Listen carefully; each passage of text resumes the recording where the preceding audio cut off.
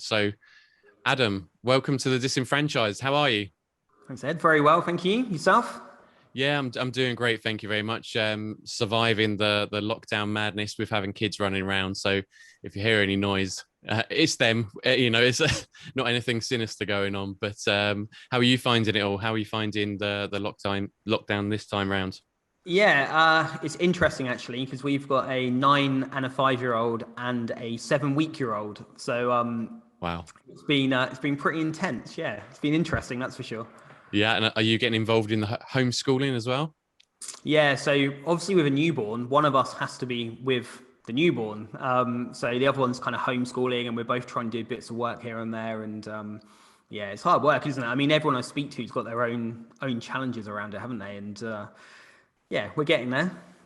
Yeah, that's it. That's all we can do, I guess. So, anyway, I guess I better go on asking you some questions about your career and how you found franchising. So, to kick us off, let's go for your first job. What was your first job after leaving school?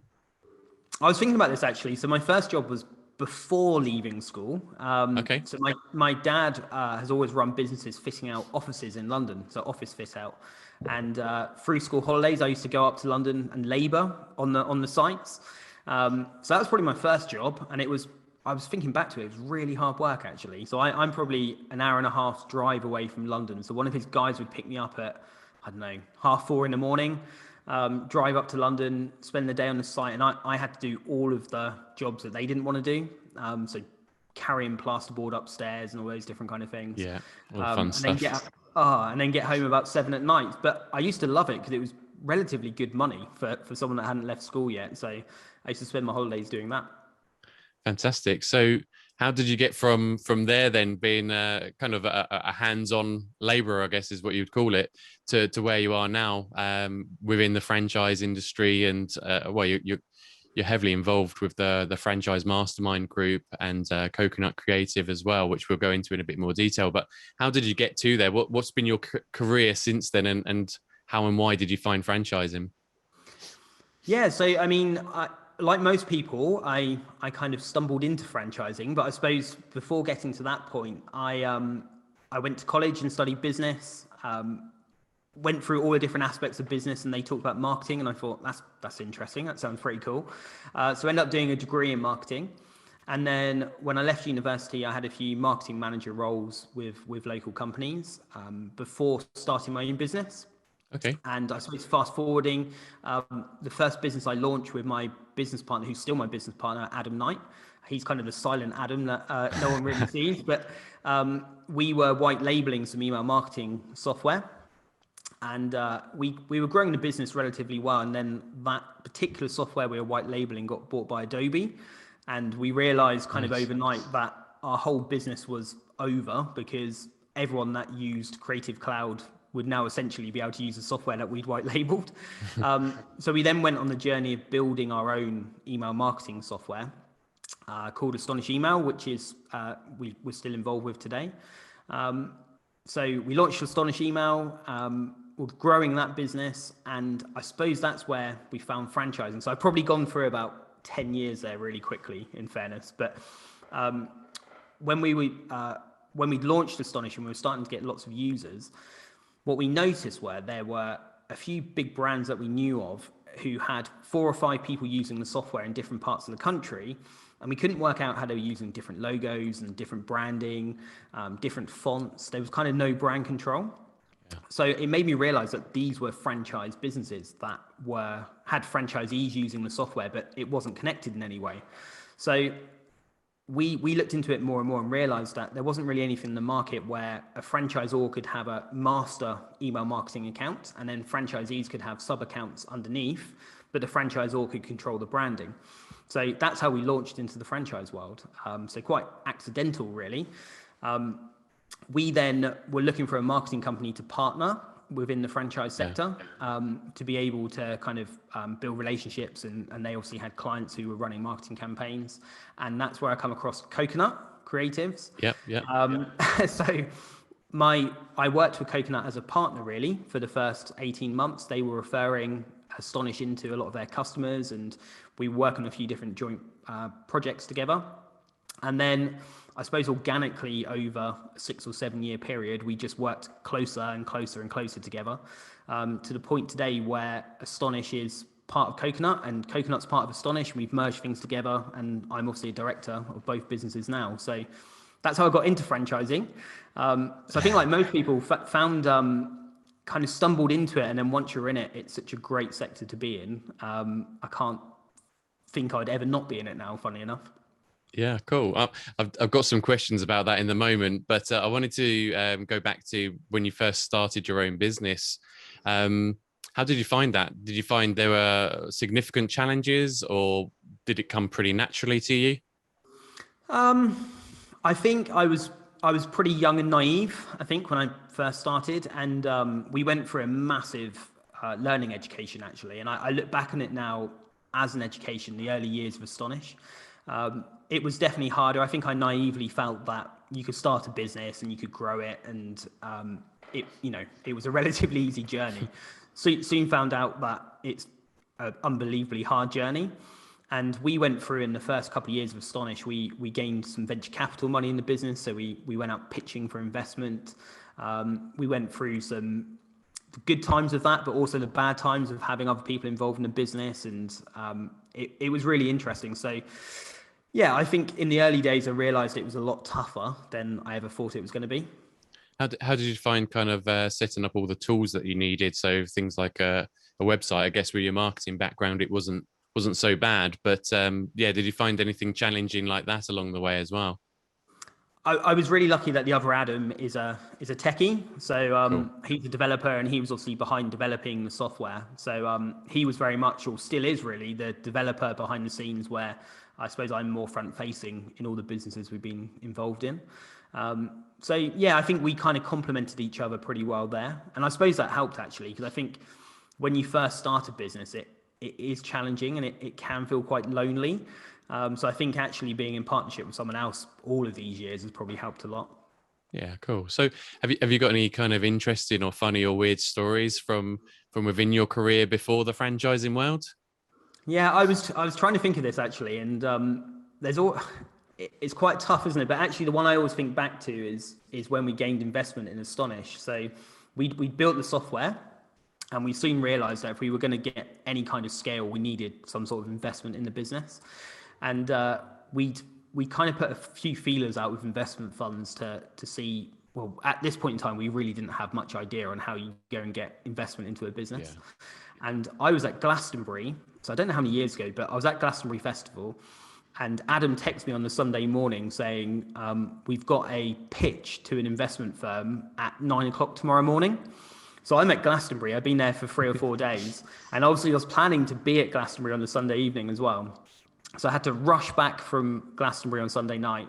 Obviously not feeling brilliantly. I think anyone's been to a festival knows you don't feel great after 3 or 4 days at a festival. I remember I had to rush back, went to bed as early as I could, had to get up at sort of 6 o'clock in the morning to get the train to London to pitch at 9 o'clock in the morning to a panel of investors. We got the investment though, so it all worked out pretty well. But I kind of remember working out we probably almost got the investment by the time I would have got back from Glastonbury if I hadn't had to leave on the Sunday. So. That's interesting, because I mean, like any festivals I've been to, I think struggle to wake up before like 11. So you did well to even make the meeting, to be honest with you. I wasn't in a particularly good state, to be honest. And as I say, normally I'm the kind of front facing chatty guy out of me and the other Adam, but I think he took control in that pitch, luckily. Fair enough. Excellent. So you said you fell into the franchising industry, but before that, what was your impression of franchising? What did you know of franchising? Because I think a lot of people listening to this maybe haven't really thought about franchising as a positive force or a positive place to be, like you mentioned that you're finding it at the moment. So yeah, what were your thoughts before finding franchising? A really good question, actually. I probably, like most people, didn't know too much about franchising. And I studied a business marketing degree and didn't really learn about franchising during that degree, which I always think back to now. It seems crazy. So I didn't really know too much. I think, like most people, I knew there were some big brand names out there which were franchised, but certainly didn't know the kind of details and the benefits and just how far-reaching franchising actually is. I kind of wish I had actually. I think there's part of me that probably would have looked at franchising as a way to start a business if I had known back in my kind of early 20s. So yeah, not a lot. And I remember when I realized, as I said, when I realized these brands using Astonish were actually franchisees, and I started investigating the sector more, I couldn't believe how many franchise businesses there were out there, how big these networks were, and how many different sectors that franchising actually covered. So it really did open my eyes, I think, when I started looking at that. Yeah, I think it's interesting. We don't really think about it until you're in the industry, that actually there's franchisees in almost every shop in the high street. They're local business people, aren't they? They're not part of this big corporate monster. They are individual people with their own mini businesses, just following somebody else's brand or system. And it's a lot different to the initial perceived idea of that you have to have millions of pounds and you have to buy a site, and it's a big corporate monster. It's not always like that. So it's quite interesting to hear you experiencing the same. So how do you view the industry now? And I know that's a broad question, but it'd be interesting to get your take on franchising as it is and how it benefits people. I mean, I love it. I think the opportunity that franchising provides people who are looking to change their career it's unique, isn't it, really? Because I think it's always that weird conversation. Does someone who becomes a franchisee, are they an entrepreneur? Are they someone that's always wanted to start a business, or are they someone that's looking at franchising as an alternative to employment? Like it kind of sits in the middle of both, don't they? And I think the magic of franchising is, the truth is, it is a bit of both. It gives someone the tools and the structure to start their own business, which they may not have done if they had to go and do it themselves. While at the same time, they are business owners and they are taking control of their future, and are in more control of their time and their life and all those different kind of things. So I think I love franchising for that reason. I think it has such a positive impact on so many people. And I think going through starting a business and knowing how painful it can be, because it can be really painful. I always think back, and there must have been, so I've probably run a business for say 15 years now. And during that 15 years, there's probably been a good 10 times where I just wanted to stop. Like it was just, whatever that might have been, like I think most people that have run a business for a long time, there are times where you just feel like you could give up because things seem too hard. And that's where franchising is just brilliant, isn't it? Because you're part of a system where probably people have felt that, but there's a model that, if you continue to follow this, then it's going to work. And actually, there's other people that have proven that as well. So for me, that's the beauty of franchising. It really has such a positive impact on people that decide to become a franchisee. Yeah, it's interesting you mentioned the kind of support network in place there, really, because like you say, there's people that have been there before and can help show you the path forwards, and how to actually overcome those challenges. But also something I've realized more and more as I speak to people, that within the franchise network that you might be in, you can kind of have a moan to them about stuff, and if you're an independent, who have you really got to moan to about who actually understands your situation as well as you do?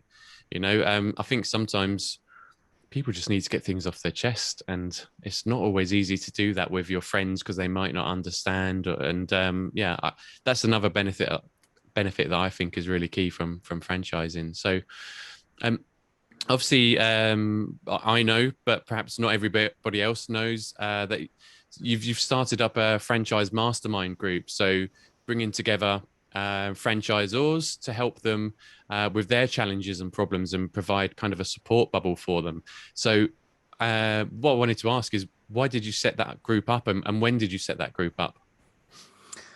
Yeah, so funny enough, the group was set up probably over 3 years ago.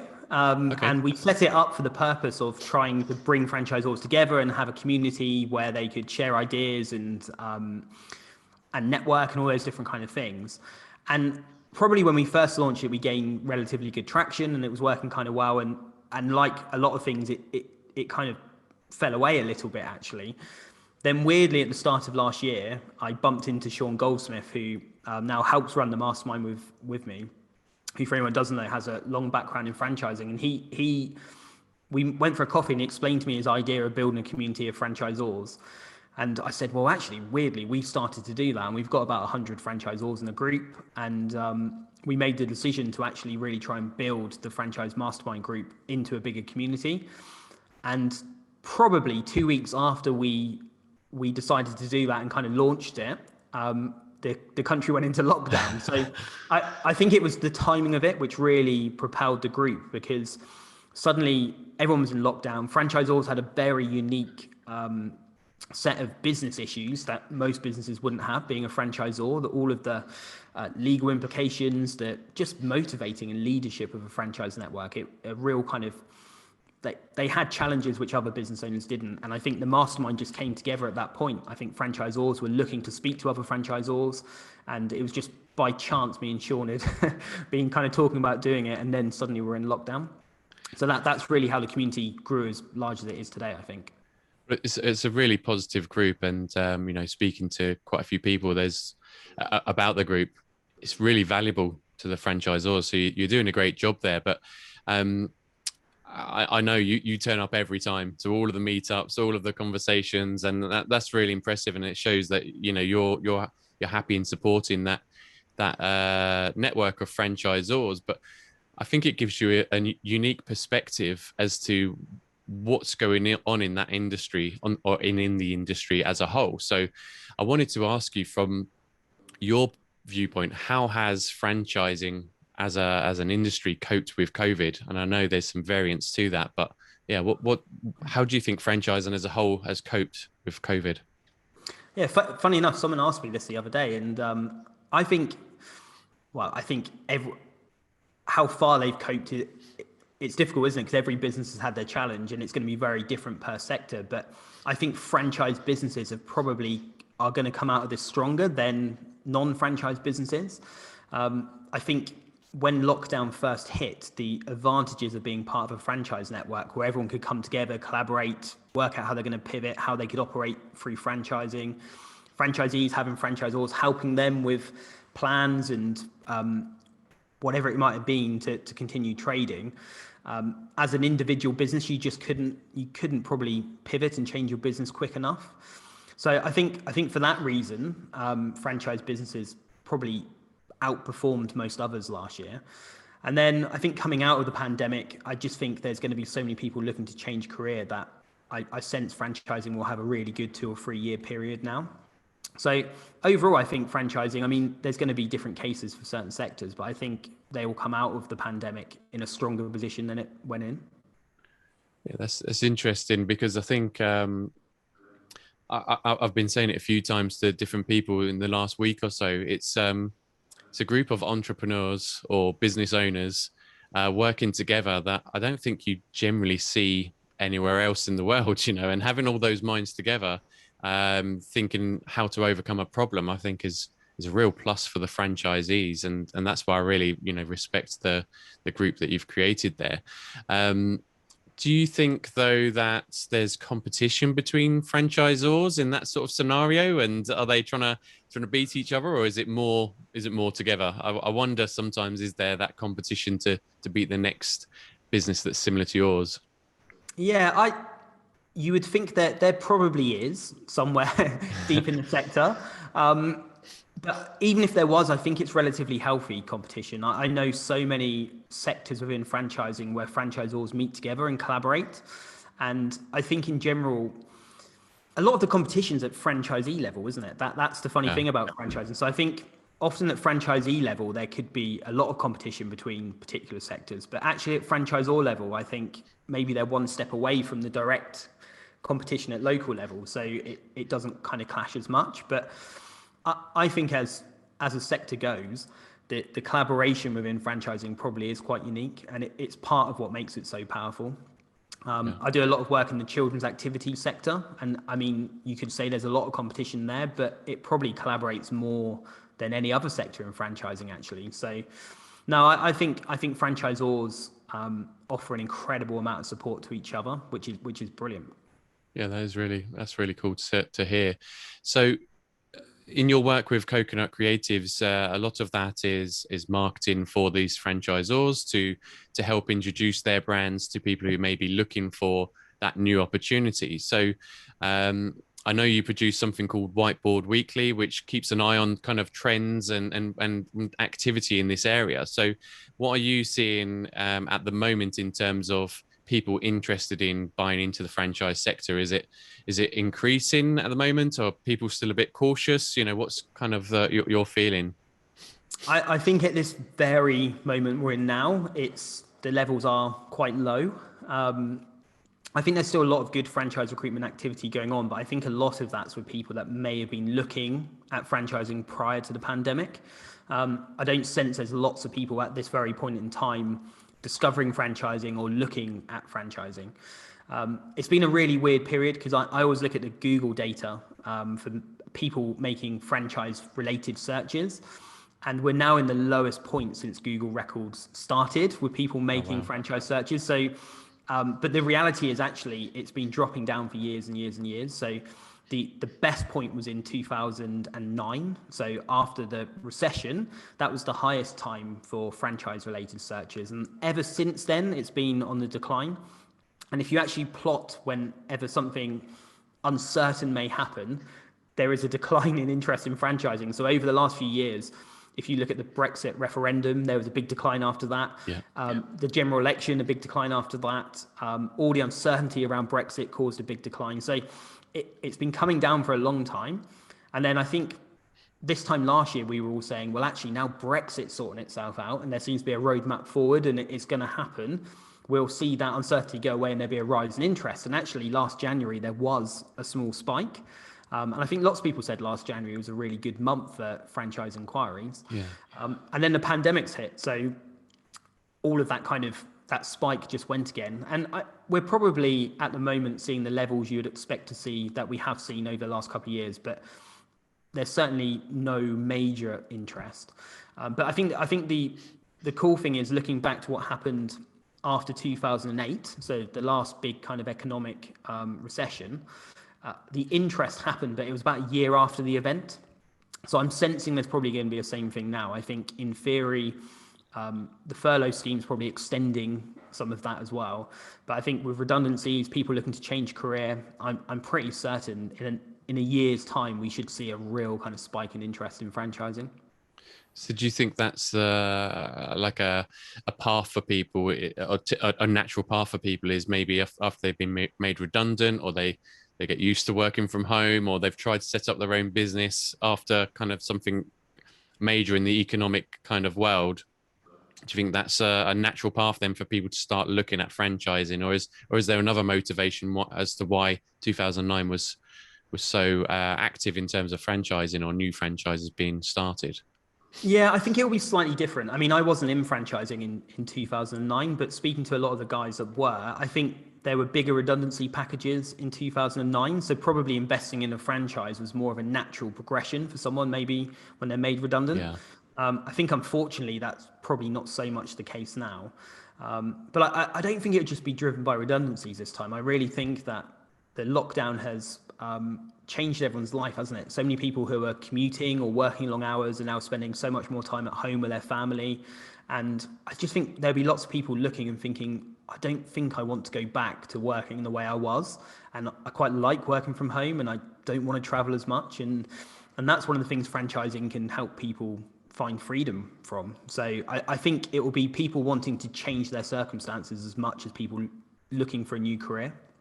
Okay, so if somebody then is looking to change their circumstances, find that flexibility, and they follow somebody else's model because they can't think of their own business maybe, or want to kind of skip that creation process in building the business, what do you think are like the main risks for them?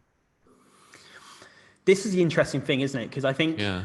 what franchising needs to achieve longer term, and this is the kind of golden question, isn't it? I think I don't know the proportion of people who think about starting a business who consider franchising.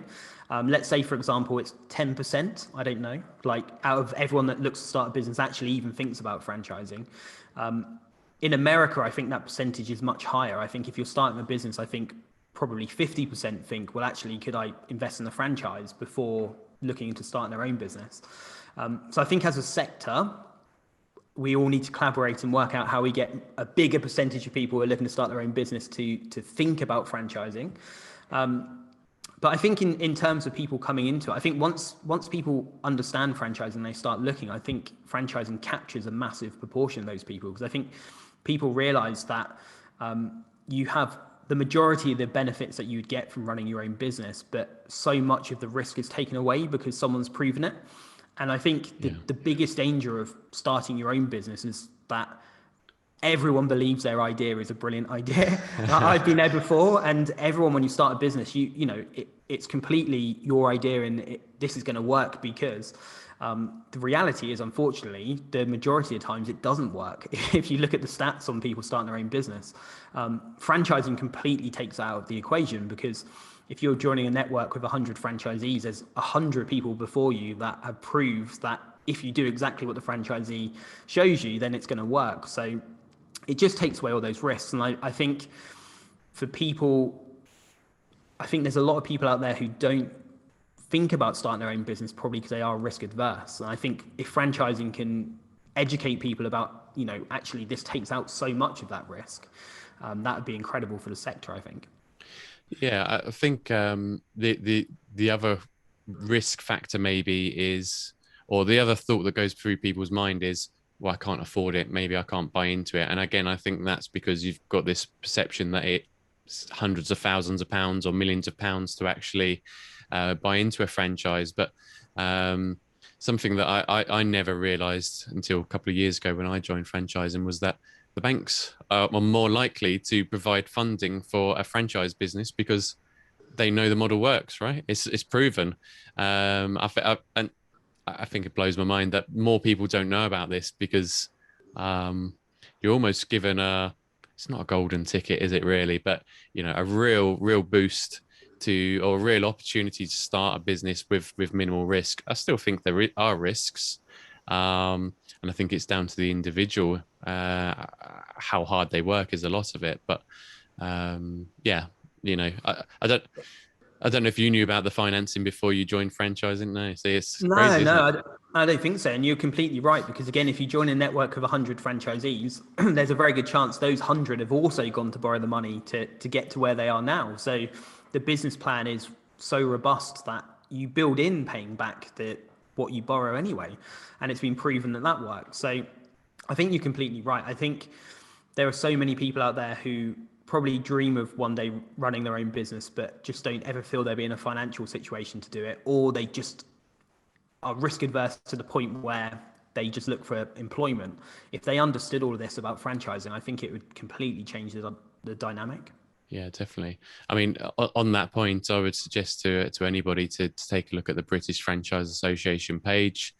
They've got so much information on there, so much advice, the right people to connect with. You should definitely find them on Google. It's easy enough to do, and yeah, have a read through and try and educate yourself. Now, I want to change kind of pace just a little bit with it, and ask you if there was any inspiring stories that you've come across in speaking with the franchisors and franchisees across your time in the industry. So many. And I think this is another challenge I think everyone in the sector needs to try and accomplish, really, is that franchising, the amount of incredible franchisee stories I've heard is just incredible. There's lots of inspiring franchisors. I mean, every franchisor to me is inspiring because they've gone through all the hurdles and challenges of starting their own business, but then actually empowered so many other people to start their own business. And so I think every franchisor story is incredible to an extent. But it's the franchisee stories. So many people have completely changed their life. I mean, I love listening to, like, at the BFA Awards this year, they do Franchisee of the Year. And you hear the stories of how people, the guy from Action Coach, I think, who won it this year, his story was just phenomenal to get to where he is now. And it's those stories that, you know, franchising does change people's life, and pretty much every franchisee that invests in a franchise are completely changing their life. They're coming from employment or losing their job, or just fundamentally want to change something to being a business owner. So yeah, I mean, tons of incredible stories. Are there any that stick out in your mind there? Is there any specific ones? And obviously you don't have to mention names or brands or anything like that, but be interesting to see if there's one that sticks out in your mind. I think the guy who won the BFA Franchisee of the Year this year. I mean, I suppose it's kind of fresh in my mind, but his story was incredible. I think he was homeless, and he went from that to being the biggest kind of performer in his franchise network, which is a big franchise network. And again, the support of the franchisors helped him achieve that. So, that's the one that's fresh in my mind, I think. Yeah, it'd be interesting to find out how he funded that franchise and how he even thought about it, because like we said, a lot of people out there at the moment just don't know about franchising and the benefits and the opportunities there. I'm not saying it's for everyone, but how did he find out about it? That'd be an interesting thing for me to. He'd be a good guy for your podcast.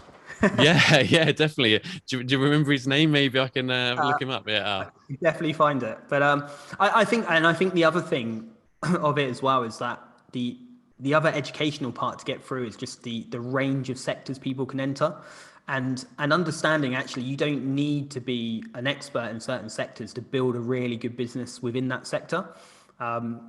Taking home care, for example, I think that's a really good example where people that get into home care franchises, the vast majority have never offered care before as a product or service, but they get the full support of the franchisor, who comes in with all of the legal requirements and operational requirements of delivering care.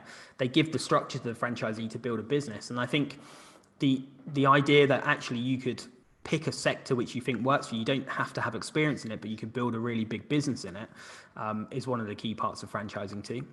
Yeah, it's pretty cool. So in terms of franchisors and what they look for in franchisees, obviously you're speaking to them about, marketing their businesses. Is there a common theme or trend that they tend to look for? Is there personality traits or skill sets that franchisors tend to look for? And it may differ from sector to sector, of course, but. Yeah, I mean, it definitely differs per sector, but so much of it, I think, in the end, I mean, there's certain things which people probably have to show skills in to become a franchisee. But I think in the end, it comes down to the person, doesn't it, as much as anything? There's been a few franchisors actually over the years. I've said, I'd really like to be a franchisee of this network, and they've said, well, I don't think you'd make a good franchisee. You're probably too entrepreneurial, which is an interesting part, isn't it? I think of franchising. Actually, is there an element where certain people are much more destined to start and run their own business than being a franchisee and trying to follow a system? And actually, on reflection, I'm not sure if I would be great at following a process. So I think that's one of the things, isn't it? A franchisee has to be able to follow a proven process.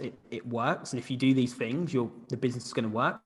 If you start doing different things, or you think this is going to work better, then things can go wrong quite quickly.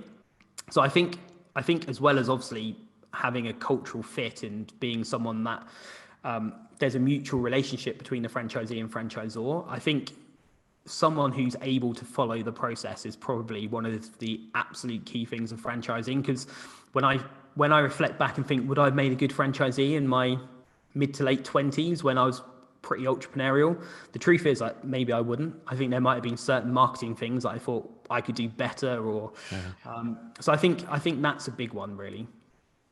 Yeah, I think it's an important thing for people to think about, isn't it? Is that, can I actually follow this plan? Can I actually follow what somebody else is telling me to do? Because you're right, not everyone enjoys that. I know. I think I would probably struggle a little bit. I prefer to be a bit more creative and try and find things out myself. But it's everyone's got a different approach, I guess. And franchising can suit some people. It's just they need to find out about it. So I'm going to wrap up in a moment, but I just wanted to ask one final question of you. So if you could give anybody who's listening to this podcast who's thinking about maybe looking into franchising or buying a franchise or exploring the franchise industry, what one piece of advice would you give them? I would approach franchising with a really open mind. There's so many different opportunities out there, and just because you've got prior experience in a certain sector doesn't mean that's the sector you should go for. So I would approach it with a really open mind and know the kind of business that you want to build, but actually realize that that could be in a range of different sectors. So I think approach it with an open mind, speak to as many franchisors as you can, get a good sense of the culture, and making sure that you feel you could fit into that culture. I think they would be the key things. Perfect, Adam. That's fantastic. Thank you very much for your time today and for sharing your stories with us and your advice and thoughts. It's been really interesting and a good conversation for me. So thank you. Brilliant. Thanks, Ed. Thanks for having me. No worries. Take care. Speak to you later. Cheers. Bye. Bye.